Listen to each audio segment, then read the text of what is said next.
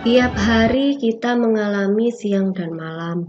Ketika matahari terbit di timur dan terus naik hingga ke atas kepala kita menyebut waktu tersebut sebagai pagi dan siang.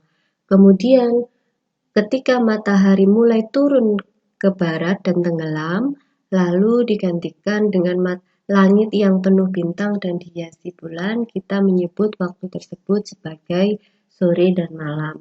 Tapi apa sih yang menyebabkan siang dan malam? Tidak lain tidak bukan adalah pergerakan bumi yang dalam hal ini dibagi menjadi dua jenis, yaitu rotasi bumi dan revolusi bumi. Pada pembahasan kali ini kita akan membahas mengenai apa itu rotasi bumi dan apa itu revolusi bumi serta akibat-akibatnya yang dapat kita rasakan.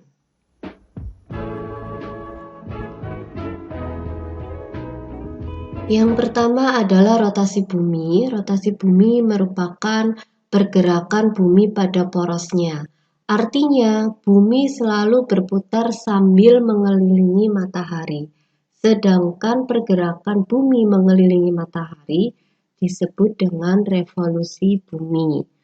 Tapi kalau bumi berputar, mengapa kita tidak merasakannya?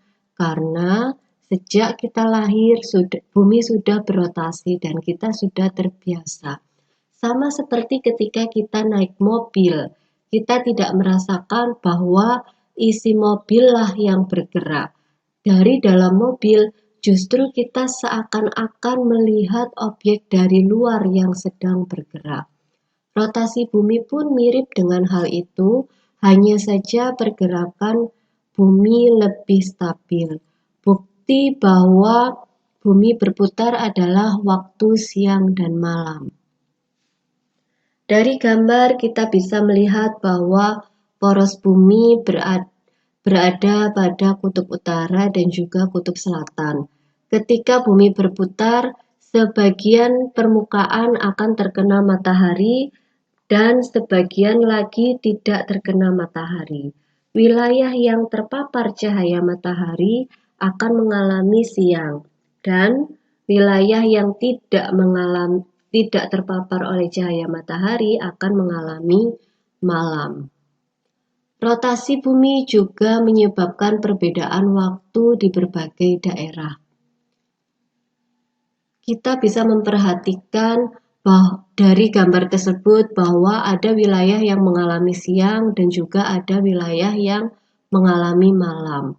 Rotasi bumi pun mengakibatkan gerak semu matahari yang sering kita lihat, seakan-akan mataharilah yang bergerak mengelilingi bumi dari timur ke barat, padahal sebaliknya bumi yang mengelilingi matahari. Untuk pembahasan kedua yaitu revolusi bumi, di mana revolusi bumi ini merupakan pergerakan bumi mengelilingi matahari. Kalau rotasi bumi hanya memerlukan waktu 1 hari untuk 1 putaran, maka revolusi bumi memakan waktu hingga 365 hari untuk mencapai 1 putaran mengelilingi matahari.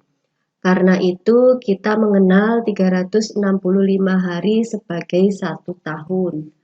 Karena kita menggenapkan angka tersebut, maka setiap 4 tahun kita memiliki tahun kabisat yang terdiri dari 366 hari dengan penambahan tanggal 29 Februari.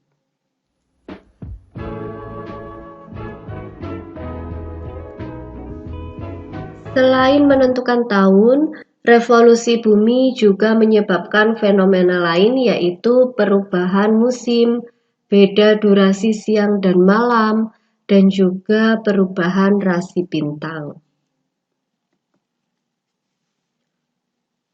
Lintasan bumi ketika mengelilingi matahari bukanlah berupa lingkaran sempurna, melainkan menyerupai elips. Berarti ada waktu ketika posisi bumi berada jauh dari matahari, tapi ada pula waktu ketika posisi bumi dekat dengan matahari. Posisi tersebutlah yang menyebabkan terjadinya perubahan musim dan perbedaan durasi siang dan malam. Ketika bumi berada jauh dari matahari, sebagian wilayah akan mengalami musim dingin karena durasi paparan cahaya matahari yang lebih pendek. Sementara itu, ketika bumi berada lebih dekat dengan matahari, bumi menerima cahaya matahari lebih lama, sehingga terjadilah musim panas dengan durasi siang hari yang lebih panjang. Indonesia sendiri tidak terlalu merasakan dampaknya karena berada di garis khatulistiwa. Revolusi bumi juga berarti posisi bumi tidaklah selalu sama. Karena itu terkadang kita hanya dapat melihat rasi bintang di bulan-bulan tertentu saja. Bukan berarti rasi bintang itu hilang atau pindah, melainkan posisi bumilah yang selalu berubah. Sekian penjelasan tentang rotasi dan revolusi bumi. Semoga tayangan ini bermanfaat. Bila suka, klik like dan juga jangan lupa subscribe channel ini supaya tidak ketinggalan video yang selanjutnya. Thank you for watching. See you on my next video.